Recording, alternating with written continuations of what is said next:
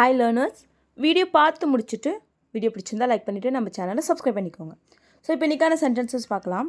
First sentence, அவர்கள் வரும் வரை என்னால் காத்திருக்க முடியாது.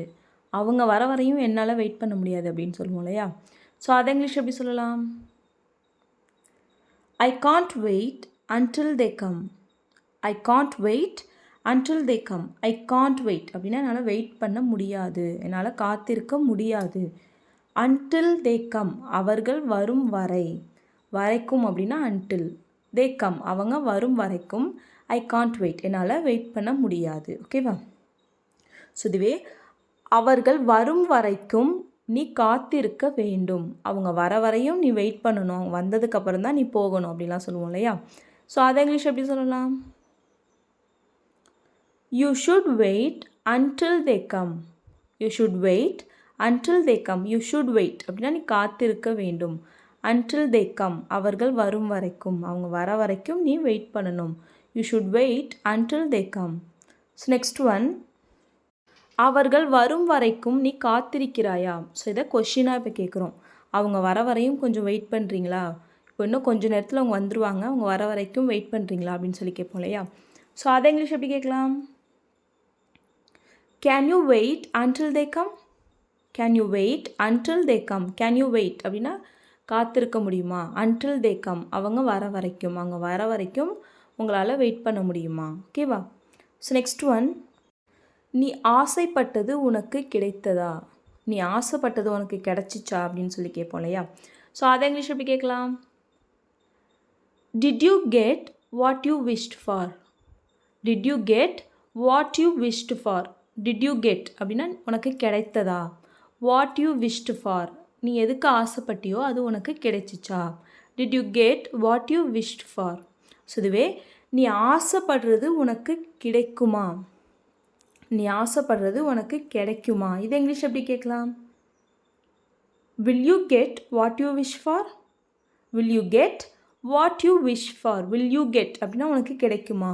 வாட் யூ விஷ் ஃபார், நீ எதுக்கு ஆசைப்படுறியோ அது உனக்கு கிடைக்குமா? Will you get what you wish for. ஓகேவா? ஸோ நெக்ஸ்ட் ஒன், நான் ஆசைப்படுறது எனக்கு கிடைக்கும். நான் ஆசைப்படுறது எனக்கு கிடைக்கும், கண்டிப்பாக நான் ஆசைப்படுறது எனக்கு கிடைக்கும் அப்படின்னு சொல்லுவோம் இல்லையா? ஸோ அதை இங்கிலீஷ் எப்படி சொல்லலாம்? I will definitely get what I wish for. I will definitely get what I wish for. I will definitely get அப்படின்னா எனக்கு கண்டிப்பாக கிடைக்கும்.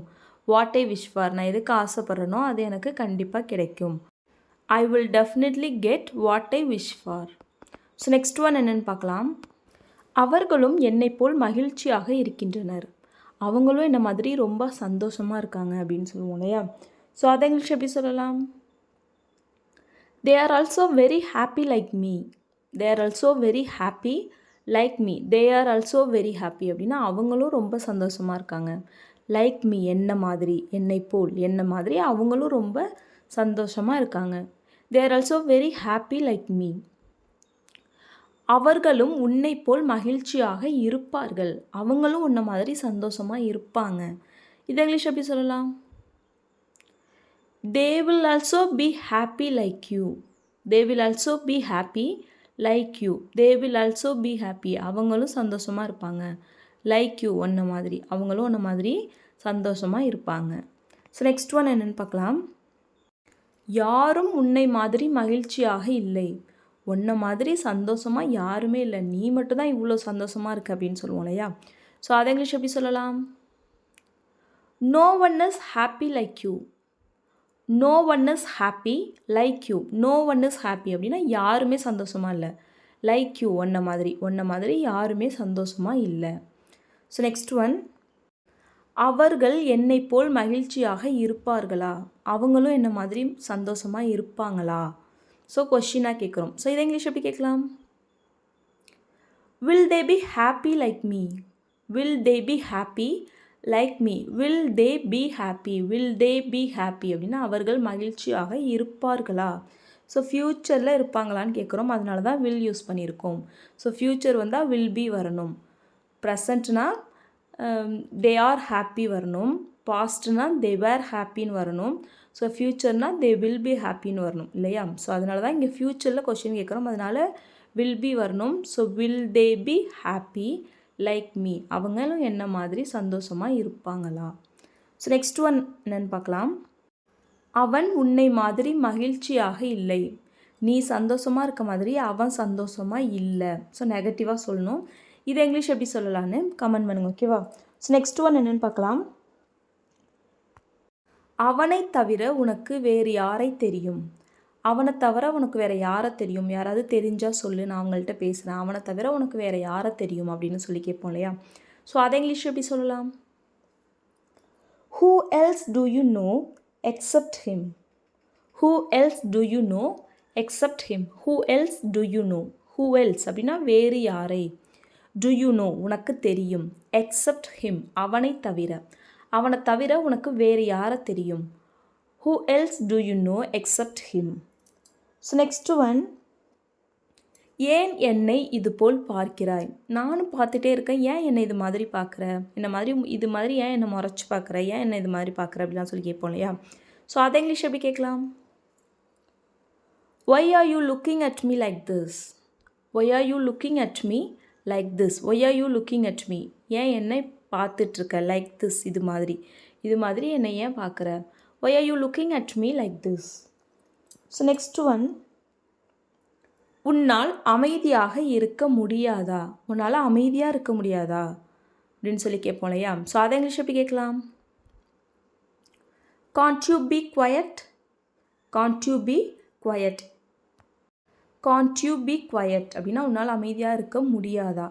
ஸோ இதுவே என்னால் அமைதியாக இருக்க முடியாது அப்படின்னு சொல்லணும்னா ஐ காண்ட் பி குவயட் அப்படின்னு சொல்லுவோம். I can't B quiet. So இதை கொஸ்டினாக கேட்குறோம்.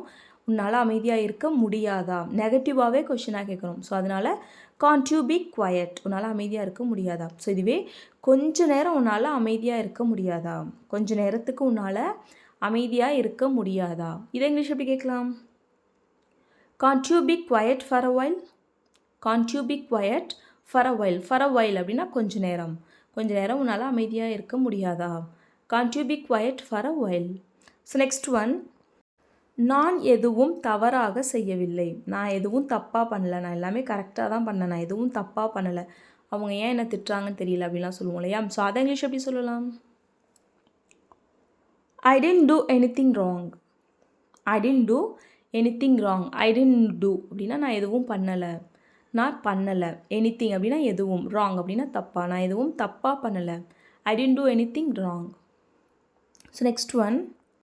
நாம் இங்கு வந்திருக்கக்கூடாது. நம்ம இங்கே வந்திருக்கக்கூடாது. தப்பு பண்ணிட்டோம். நம்ம இங்கே வந்திருக்கவே கூடாது.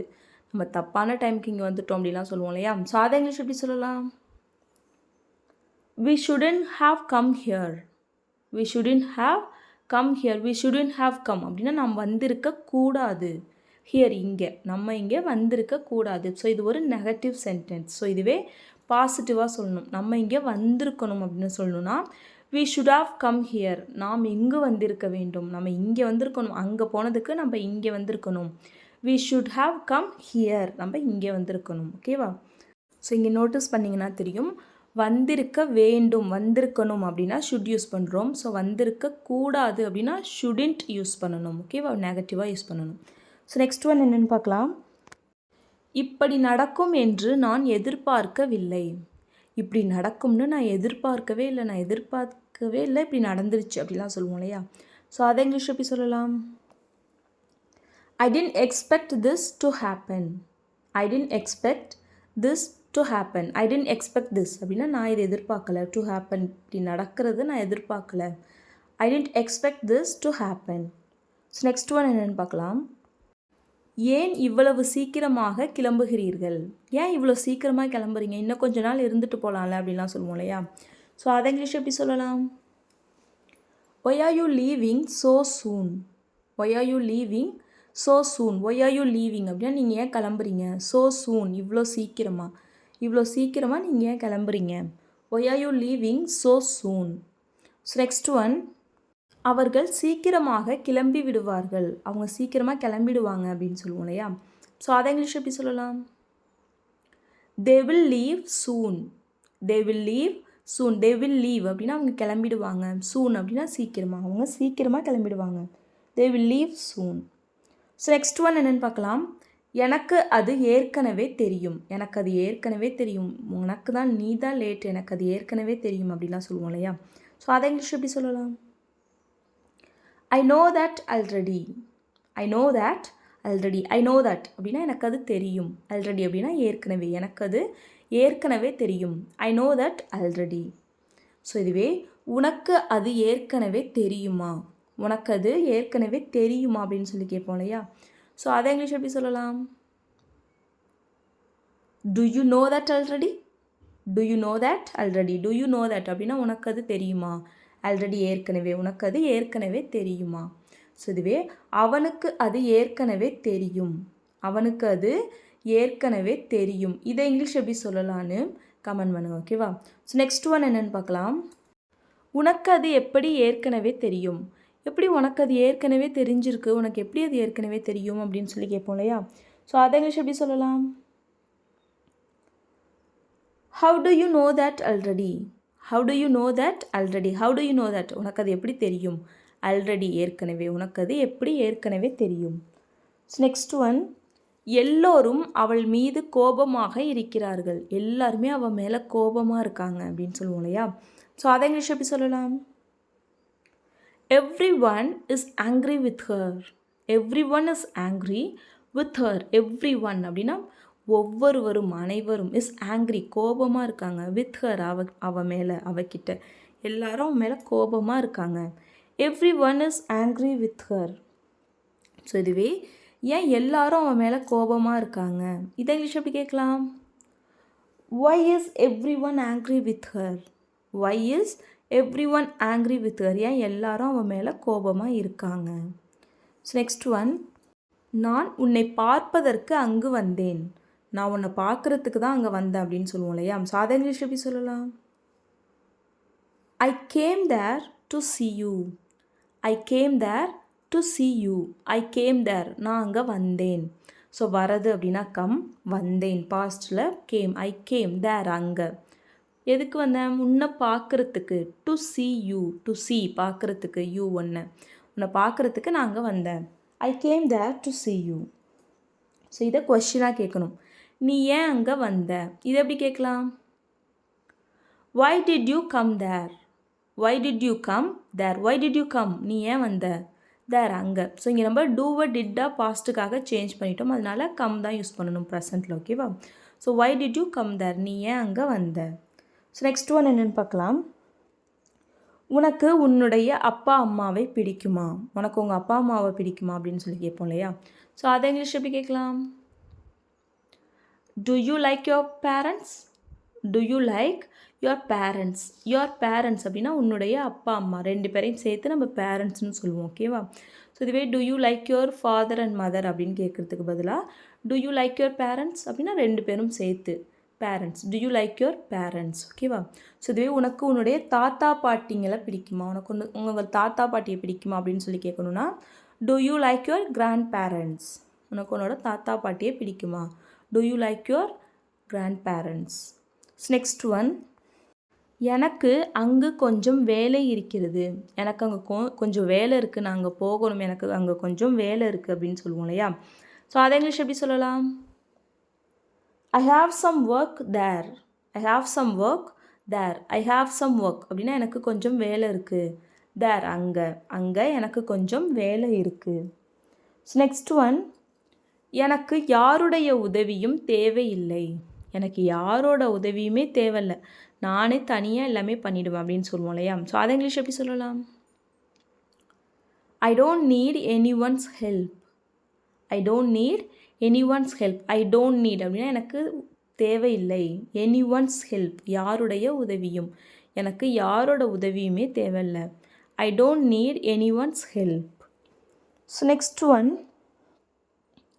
அவர்கள் நிம்மதியாக உறங்குகிறார்கள். அவங்க நிம்மதியாக தூங்கிட்டு இருக்காங்க. அவங்க நிம்மதியாக தூங்குறாங்க அப்படின்னு சொல்லுவோம் இல்லையா? ஸோ அதை இங்கிலீஷ் எப்படி சொல்லலாம்? They are sleeping peacefully. They are sleeping peacefully. Peacefully அப்படின்னா நிம்மதியாக. தே ஆர் ஸ்லீப்பிங் அவங்க தூங்குறாங்க. அவங்க நிம்மதியாக தூங்குறாங்க. They are sleeping peacefully. So இதுவே நீங்கள் நிம்மதியாக தூங்குனீங்களா? நீங்கள் நிம்மதியாக நேற்று நைட்டு நீங்கள் நிம்மதியாக தூங்குனீங்களா? இதை இங்கிலீஷ் எப்படி கேட்கலாம்? Did you sleep peacefully last night? Did you sleep peacefully last night? Did you sleep peacefully அப்படின்னா நீங்கள் நிம்மதியாக தூங்குனீங்களா லாஸ்ட் நைட், நேற்று இரவு. ஓகேவா? ஸோ இதுவே நான் நாளைக்கு நிம்மதியாக உறங்குவேன், நான் நாளைக்கு நிம்மதியாக தூங்குவேன் அப்படின்னு சொல்லுவோம் இல்லையா? ஸோ அதை இங்கிலீஷ் எப்படி சொல்லலான்னு கமெண்ட் பண்ணுங்க. ஓகேவா? ஸோ இப்போ லாஸ்ட் வீடியோவில் சில சென்டென்சஸை கமெண்ட் பண்ண சொல்லியிருந்தேன். அதுக்கான ஆன்சர்ஸ் என்னென்னு பார்ப்போம். ஃபர்ஸ்ட் சென்டென்ஸ், அவர்கள் எப்போது திரும்ப வருவார்கள் என்று உனக்கு தெரியுமா? அவங்க எப்போ திரும்ப வருவாங்கன்னு உனக்கு தெரியுமா அப்படின்னு சொல்லி கேட்போம் இல்லையா? ஸோ அதை இங்கிலீஷ் எப்படி கேட்கலாம்? Do you know when they will come back? Do you know when they will come back? Do you know அப்படின்னா உனக்கு தெரியுமா? When they will come back, அவங்க எப்போ திரும்ப வருவாங்கன்னு. ஸோ ஃப்யூச்சரில் இனிமே தான் நடக்க போகுது, அதனால் வில் யூஸ் பண்ணியிருக்கோம். அவங்க இனிமேல் எப்போ திரும்ப வருவாங்கன்னு உனக்கு தெரியுமா? Do you know when they will come back? So next one, அவர்கள் என்ன யோசித்தார்கள் என்று எனக்கு தெரிய வேண்டும்.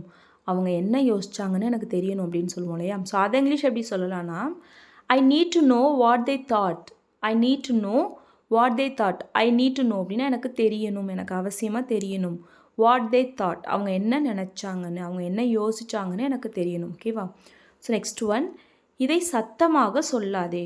இதை சத்தமாக சொல்லாதே அப்படின்னு சொல்லுவோம் இல்லையா? ஸோ அதை இங்கிலீஷ் எப்படி சொல்லலாம்னா, டோன்ட் சே இட் லவுட்.